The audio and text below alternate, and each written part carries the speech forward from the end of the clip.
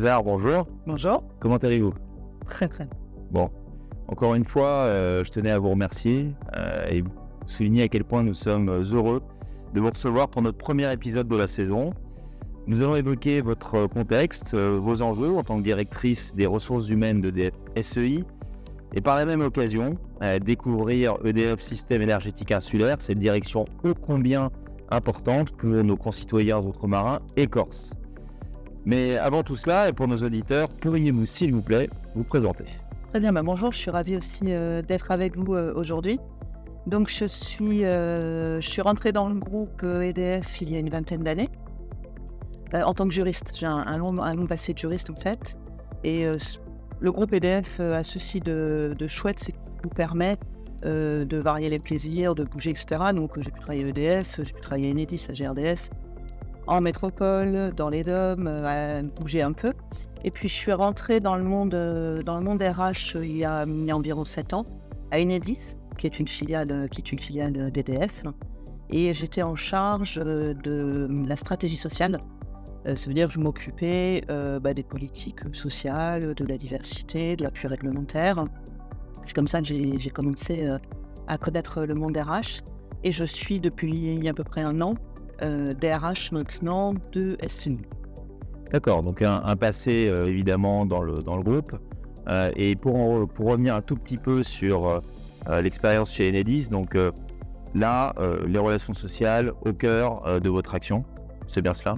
Oui, les relations sociales, alors on est dans un groupe qui est très très très marqué par les relations sociales en fait. Et en fonction des endroits dans lesquels vous êtes, c'est plus ou moins important.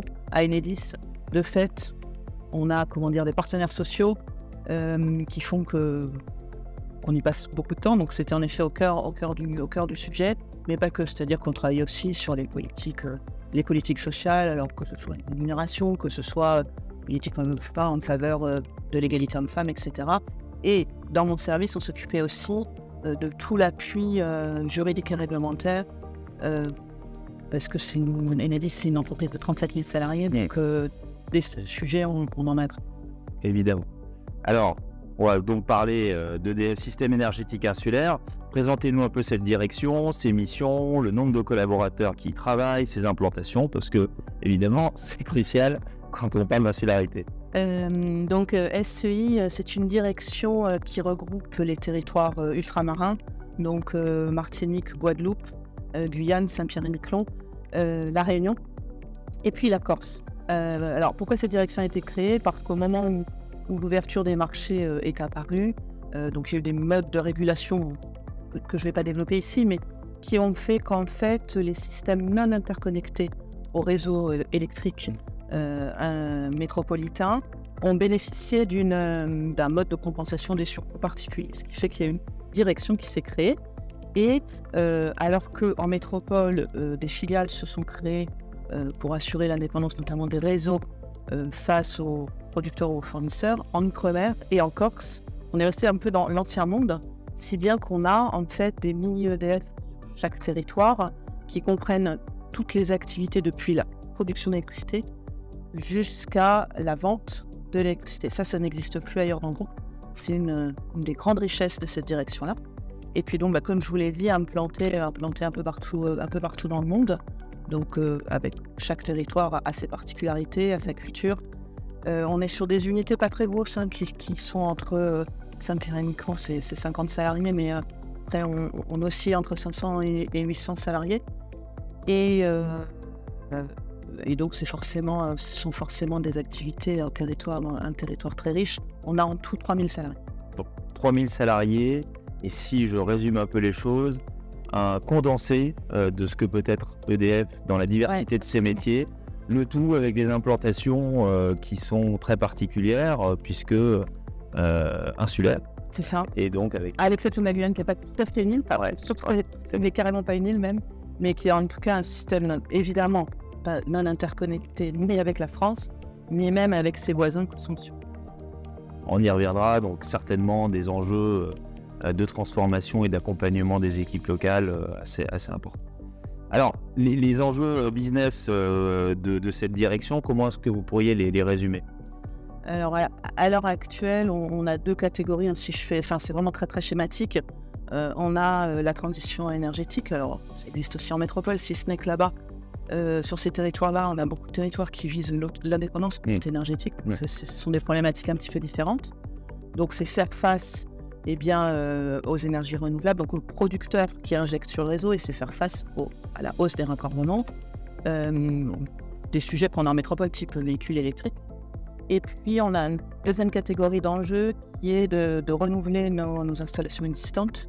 On a des gros enjeux industriels sur le renouvellement des réseaux et des centrales de production. D'accord. Ok. Alors, on va revenir maintenant sur votre fonction et la direction des ressources humaines d'SEI. Pourriez-vous, là aussi, nous la présenter en nombre de collaborateurs, ses modes de fonctionnement, sa relation au groupe, puisque vous êtes une direction des ressources humaines dans une direction des ressources humaines de niveau SA au groupe. Donc c'est intéressant pour nous d'avoir quelques éclairages sur la question. Oui, donc en effet, vous avez compris, nous ne sommes pas une filiale, hein, donc on appartient pleinement à EDF SA. Donc à ce titre, il y a une DRH groupe qui est assez nombreuse, avec beaucoup d'experts, qui va drainer un certain nombre de sujets. Et ensuite, on a des DRH dans chaque grand métier, comme à SEI. Donc à SEI, en tout, la filière RH à SEI, c'est à peu près 130 personnes qui sont essentiellement réparties sur les territoires. C'est-à-dire que moi, à Paris, j'ai une équipe très restreinte d'une dizaine de personnes. Ce qui est important de comprendre, c'est que la DRH SEI a une particularité que n'ont pas toutes les DRH, qui est qu'elle embarque, en fait, on s'appelle DRH TS. T, c'est pour transformation, S, c'est pour santé-sécurité. Donc en fait, à SEI, on a réussi, je trouve que ça, j'y suis pour rien, c'était avant que j'arrive, mais en tout cas, c'est quelque chose qui vaudrait le coup d'être dupliqué, c'est qu'on embarque tous les sujets de transformation et les sujets santé-sécurité, lesquels sont très très maillés avec les sujets RH. Donc voilà, pour revenir à la filière RH à SEI, donc à peu près 130 personnes, donc réparties sur les territoires, une vingtaine de salariés dans les territoires, qui vont depuis la paye jusqu'à toute la vie du contrat de travail d'un salarié, le recrutement, la vie du contrat. Et puis j'espère qu'on va y arriver, la transformation et l'appui managérial aussi. Ces transformations, est-ce qu'elles sont impulsées par le groupe ou est-ce qu'elles viennent aussi, des SEI proprement parlé? Comment est-ce que se gèrent justement les marges de manœuvre que vous pourriez avoir en tant que direction des ressources humaines d'une direction dans un plus grand groupe? Alors, vous avez 2 types de transformations. Vous avez des transformations métiers qui peuvent être imposées par le groupe. Je sais pas moi, on va introduire une nouvelle technologie qui va générer une réorganisation, des nouveaux modes de travail. Donc ça, c'est une transfo métier qui est souvent de l'imposer. Je vais faire des choix, mais c'est souvent de l'imposer parce que nous, on est quand même une toute petite direction à l'échelle du groupe et on est très très fortement adossé au groupe. C'est-à-dire qu'on ne peut pas recréer à SEI avec tous les métiers, tous les champs d'expertise. Bref, donc on est dépendant d'eux. Donc ces transfos métiers-là, elles nous sont plutôt imposées. Et après, pour les transfos managériales, donc comment on veut travailler, etc., ça c'est à notre main en fait. Complètement. D'accord. On a toute marge de manœuvre là-dessus. Très bien. Alors justement, en tant que DRH d'EDF SEI, à court moyen terme, quels sont... et peut-être dans le cadre du projet d'entreprise que vous avez à dérouler et même du projet d'SEI, quels sont vos enjeux du moment de manière assez synthétique? Donc, alors, nous, nos enjeux, donc vous avez raison, il faut qu'on cumule, je ne sais pas si c'est le bon terme, mais en tout cas, on a les enjeux du groupe, donc la feuille de route du président qui n'est pas complètement encore, parce qu'il est récent aussi, pas complètement arrivé, on a la feuille de route de la DRH et puis celle de SEI. Alors, en ce qui concerne une fois que je fais la synthèse de tout ça, pour moi, l'enjeu numéro 1, c'est qu'en fait, c'est le pilotage et le déploiement du projet de transformation de SEI qui s'appelle Latitude, je le pilote, donc ça a été clairement confié à la filière RH. Et puis ensuite, qui embarque des enjeux managériaux, des enjeux métiers, etc. Donc embarque quasi tout, je dirais. Mon enjeu numéro 2, je ne suis pas certaine qu'il faille le classer d'ailleurs, mais en tout cas, c'est de maintenir, il y a un socle régalien en RH que de toute façon on doit assurer, c'est-à-dire qu'on ne peut pas faire que de la transfo, on doit aussi assurer la paye, par exemple. Et puis la dernière chose, si je devais, que j'aurais dû mettre en premier en plus, c'est les enjeux de sécurité. On a encore des accidents gravissimes. On a un taux d'absentéisme qui est pas dingue. Et donc ça, c'est même l'enjeu numéro 1. Je pourrais le mettre en premier. D'accord. Ok. Alors moi, ce que je vous propose, c'est qu'on rentre un petit peu justement dans le détail de certains de ces enjeux. Vous avez évoqué les modes de management. Alors dans toutes les transformations managériales que nous accompagnons chez Eurogroup Consulting, nous nous attelons à donner aux managers et indirectement à leurs équipes un certain nombre de marges de manœuvre, le tout dans un souci de responsabilisation, d'autonomisation. Alors finalement, de votre côté, quels sont les nouveaux modes de management sur lesquels vous travaillez ? Est-ce que vous avez un référentiel que vous suivez ? Et puis, comment est-ce que, dans ce contexte, vous assurez la montée en compétences de ces lignes managériales ? Alors, je vais répondre, je ne sais pas si c'est dans l'ordre. Il existe un référentiel managérial à EDF, donc que nécessairement on applique.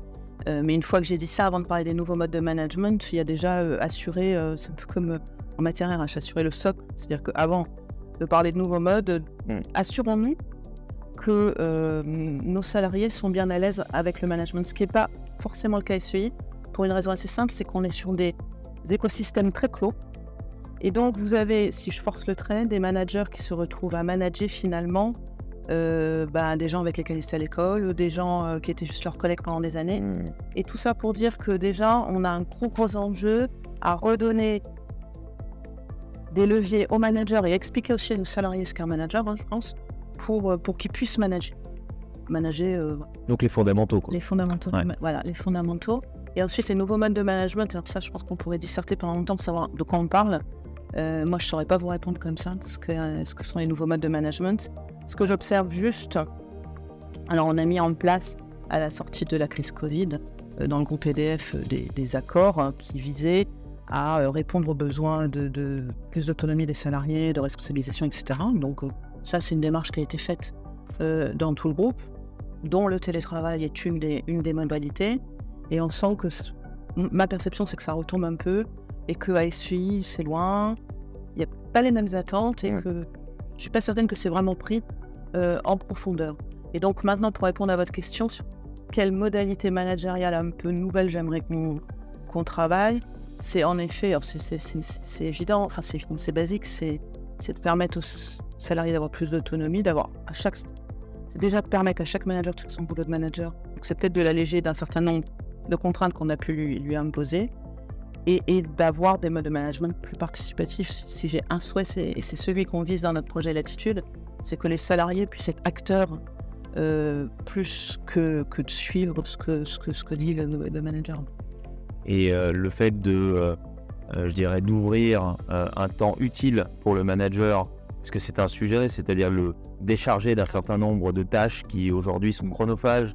Est-ce que ça, c'est quelque chose que vous regardez? C'est un sujet qui est très récurrent, c'est-à-dire que j'ai rien découvert, où en fait, quand vous apercevez que les managers, et en particulier le manager de proximité, qui est la maille managériale la plus fragile chez nous, il est à la fois manager, à la fois il fait aussi lui des opérations techniques, et puis on lui demande du reporting, et puis on lui demande aussi de faire des entretiens avec ses salariés, etc. etc. Et donc, je pense que les gars sont un peu perdus, et que là-dessus, il faut qu'on se réinterroge sur la vraie valeur ajoutée de ces gens-là, et de les décharger éventuellement d'un certain nombre de tâches annexes. Ok, c'est très clair. Alors, on va parler d'un autre sujet qui est celui de l'attractivité, qui est un sujet très complexe évidemment, et puis chaque cas est assez différent. Nous, ce qu'on voit, c'est que évidemment nos clients, et particulièrement les directions des ressources humaines, font face à des sujets d'attractivité et de rétention. Alors, voilà, je voulais vous écouter sur cette dimension qui est assez vaste et assez vague, pour autant vague parce que très différente d'une implantation certainement à une autre que vous pouvez avoir, et aussi d'un métier à un autre. Donc voilà, est-ce que ce sont des problématiques qui font écho à un contexte chez vous? Et puis expliquez-nous éventuellement comment vous abordez ce type de sujet. Dans l'attractivité, nous, on fait face, il y a deux facettes. Il y a l'attractivité vis-à-vis de l'externe, donc des candidats qu'on pourrait, des recrutements en fait, puis l'attractivité en interne, parce qu'on mise beaucoup à SEI aussi sur des mouvements internes, pour avoir des salariés, pour qu'il y ait un peu d'appel d'air sur ces systèmes dont je vous ai dit qu'ils étaient quand même très clos. Pour l'attractivité externe, donc il y a toute une politique marque employeur à EDF qui, je pense, porte bien ses fruits. Et on a moins... Donc, c'est un problème qui est crucial en métropole face à la transition énergétique parce que toute la filière énergétique est en tension. Outre-mer et Corse, on a un petit peu moins de difficultés à ce niveau-là. On est quand même sur des marchés de l'emploi pauvres, en fait, avec un taux de chômage important, peu d'entreprises, les plus gros employeurs à chaque fois sur les territoires. Donc on a moins de cette difficulté-là. Pour autant, on a des difficultés quand même de sourcing qui sont plus liées à la compétence, déficit d'école, de formation, et donc déficit de candidats tout simplement, non pas parce qu'on n'est pas attractif, mais parce qu'il n'y a pas forcément. Donc le travail qu'on mène, c'est un travail au plus près des écoles et ça c'est en métropole pour le coup, aller dès les classes de 3e pour expliquer, pour attirer des jeunes femmes si possible et expliquer. Donc il y a ce boulot-là, avec nos campagnes d'alternance aussi où on essaye de drainer beaucoup de nous. Et après on a un problème d'attractivité interne là, qui est très très fort, c'est-à-dire qu'on a beaucoup de difficultés à trouver des candidats en interne pour aller sur les territoires de SE. Parce que je pense que on est souvent face à des couples, voire avec des enfants, que c'est compliqué, qu'on ne trouve pas du travail facilement. Et puis que c'est des postes dont on sait maintenant qu'ils sont compliqués, donc la carte c'est très dur. On peut avoir des salariés qui disent à quoi bon finalement. Donc on a un gros boulot en interne pour valoriser ces postes, donc quelque part un peu de la com, mais aussi pour donner des parcours aux salariés qui nous rejoignent, qui puissent donner envie en disant voilà, c'est un tremplin passé par SEI, que c'est un tremplin. Je pense que c'est compliqué à mettre en place. Bien sûr. Si on arrive à faire ça, qu'on pourra attirer du monde à nous. Donc marque employeur, action à destination des écoles, des universités, système d'alternance, ça c'est pour la mobilité qui viendrait de l'extérieur, et en interne, promotion évidemment de ces activités et travail autour du parcours collaborateur, de la montée en compétences, de l'accompagnement et de la valorisation de ces implantations. Absolument. Ok. Alors, mais il y a un troisième sujet que je trouvais très intéressant dans votre contexte, qui est très caractéristique de ce que vous êtes, c'est celle de la montée en compétences des salariés locaux. On l'a un petit peu touché du doigt là, et de leur intégration à la gouvernance. Donc c'est un vrai gros sujet chez vous. Alors, vous pouvez nous en dire plus et nous expliquer un petit peu ce qui se cache derrière tout ça. Quand vous allez voir les équipes de direction des unités, on a rarement de mixité, c'est-à-dire de parité entre des salariés locaux et des métropolitains.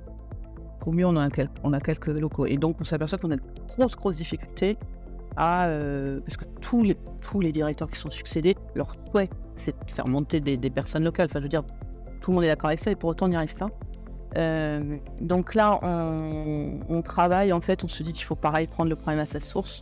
Là, on est en train de mettre en place un dispositif pour détecter des potentiels dès le niveau exécution. C'est-à-dire qu'un salarié qui rentre, qui est ouvrier chez nous, on va mettre en place un dispositif pour essayer de le repérer, qu'il ait l'appétence, les compétences, etc., mais le repérer et pouvoir mettre en place un parcours ensuite pour le suivre.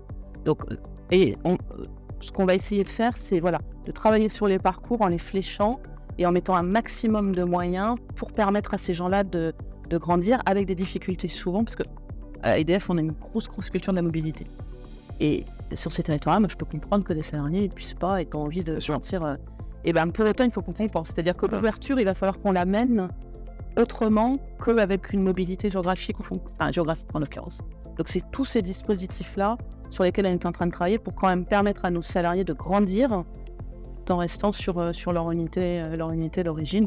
Après, bien sûr, on essaye autant que faire se peut de les envoyer sur votre territoire, mais bien sûr, on force pas les gens quand même. Mais d'où aussi l'intérêt finalement d'avoir une direction des ressources humaines qui est décentralisée, entre guillemets, plus près du terrain, pour justement accompagner ces équipes en local, identifier les talents, les potentiels, les personnes qui souhaitent justement participer à cette gouvernance. Et je pense que c'est comme ça que vous avez maillé votre direction des ressources humaines. Oui, absolument. Et à tout point de vue, on a tout intérêt à avoir des RH proches du terrain.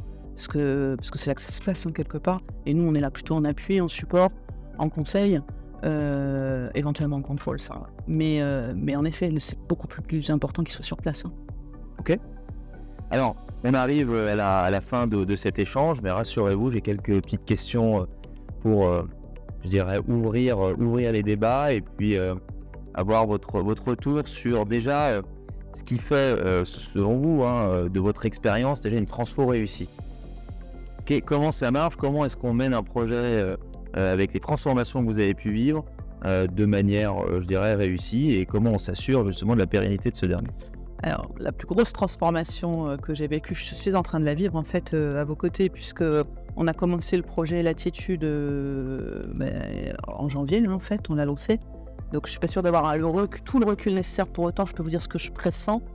Pour que ce soit réussi, je pense qu'il faut vraiment donc embarquer tout le monde, ça va de soi.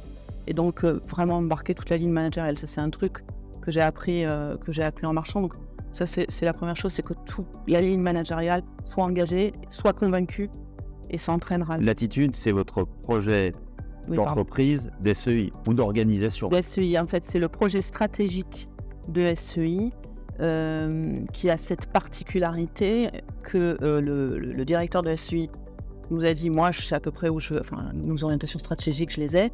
Ce que je veux, c'est pouvoir mobiliser les salariés autour de ce projet-là, et qui de mieux qu'un salarié peut nous dire comment y arriver. Et donc c'est un projet qui a visé à consulter tous les salariés pour qu'ils soient force de proposition, pour pouvoir derrière construire toute l'ambition stratégique de la SEI. C'est ça.